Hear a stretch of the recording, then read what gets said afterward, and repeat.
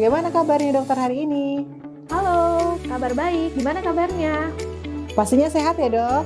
Nah hari ini kita mau membahas tentang demensia pada lansia dalam memperingati Hari Lanjut Usia Nasional yang jatuh pada tanggal 29 Mei ini. Boleh ya dok?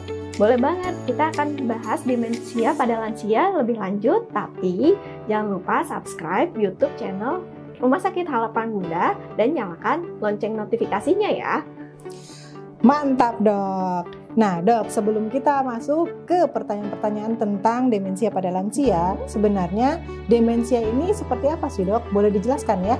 Oke, jadi demensia ini sebenarnya adalah kumpulan gejala yang ditandai oleh berkurangnya memori atau kemampuan daya ingat, kemampuan berpikir, dan aktivitas sehari-hari.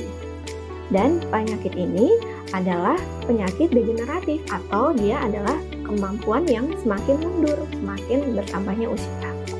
Nah, lalu bagaimana nih caranya kita menghadapi lansia yang mengalami demensia? Oke, yang pertama, kalau kita punya keluarga ataupun saudara yang mengalami demensia, yang perlu kita ketahui adalah apa sih yang demensia itu. Jadi kita perlu paham dulu nih, demensia itu apa.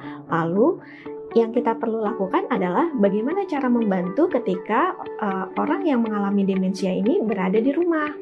Yang pertama, mungkin orang dengan demensia ini akan mudah lupa, sehingga kita bisa bantu ingatkan dengan cara mungkin menempelkan label-label nama di rumah, sehingga dia mudah ingat, atau membantu menuliskan kegiatan harian yang bisa dia lakukan. Yang kedua adalah dia juga bisa kesulitan untuk memahami pembicaraan, sehingga kita bisa berbicara dengan bahasa yang jelas namun tidak terlalu panjang sehingga mudah dipahami. Yang ketiga adalah kita persiapan lingkungan di rumah. Apa yang kita persiapkan? Yang pertama, lingkungan rumah. Diusahakan rumah yang memiliki pasien dengan demensia adalah memiliki cahaya yang cukup sehingga dia tidak mudah jatuh. Lalu lantai yang kering dan tidak licin itu juga membantu. Kemudian untuk gizinya jangan lupa perlu diperhatikan juga. Jadi berikanlah makanan yang sehat dan bergizi. Kemudian bantu juga untuk aktivitas fisik yang ringan-ringan namun dilakukan setiap hari. Seperti itu. Nah dokter, lalu apakah demensia ini hanya bisa terjadi pada orang dengan lanjut usia? Sebenarnya pada umumnya demensia ini terjadi pada usia lanjut atau lebih dari 65 tahun. Tapi dari berbagai penelitian ditemukan bahwa ada 9% orang mengalami demensia di usia kurang dari 65 tahun. Itu disebut dengan demensia usia dini. Seperti itu. Oh, baik. Jadi seperti itu ya, Dok ya. Apa sih, Dok, faktor atau penyebab utama yang bisa mengakibatkan seseorang yang lanjut usia mengalami pikun atau demensia?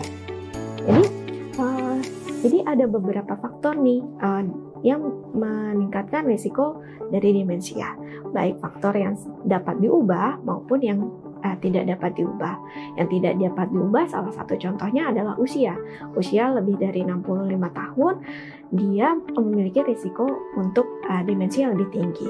Kemudian juga faktor genetik. Jadi healthy people yang punya keluarga ataupun saudara yang mengalami demensia kemungkinan juga bisa mengalami demensia pada usia lanjut. Lalu selanjutnya lifestyle kita apa aja tuh? Pertama mungkin tekanan darah tinggi, gula darah yang tinggi, kemudian juga minum-minuman alkohol.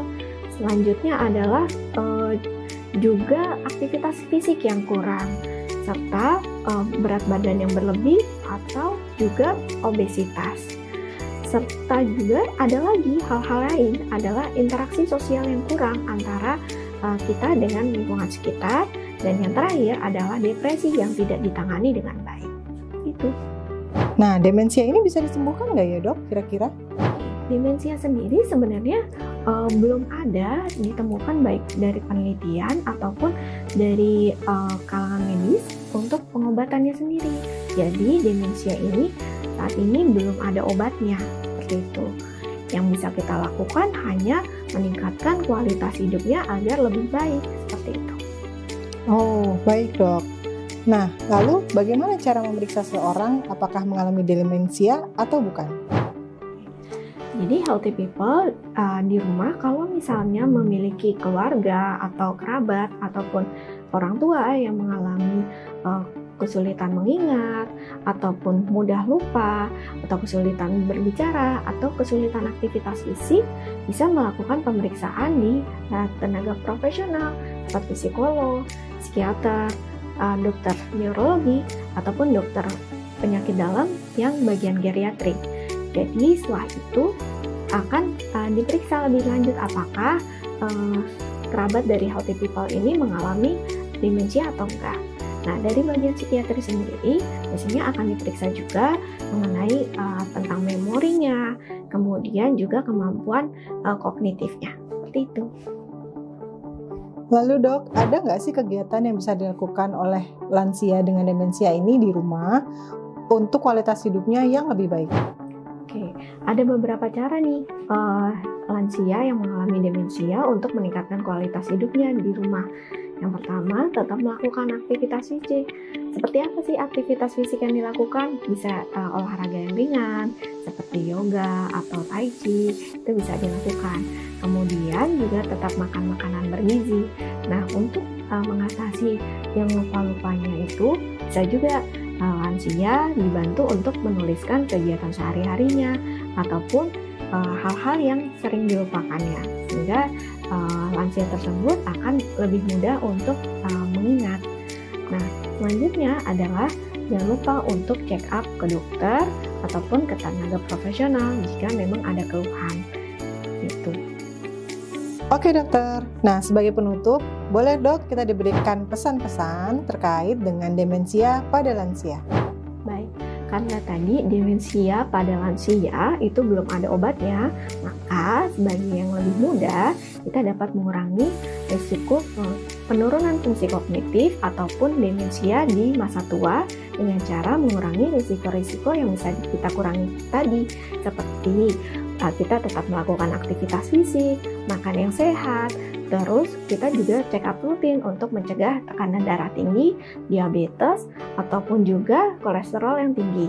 Serta jangan lupa berinteraksi dengan lingkungan sekitar kita. Dan bila ada gejala depresi ataupun mengalami kesedihan yang terus-menerus, dapat dikonsultasikan ke bagian psikiatri. Terima kasih. Terima kasih dokter untuk edukasi hari ini. Semoga bermanfaat untuk kita semua ya. Bye dokter, sampai berjumpa lagi.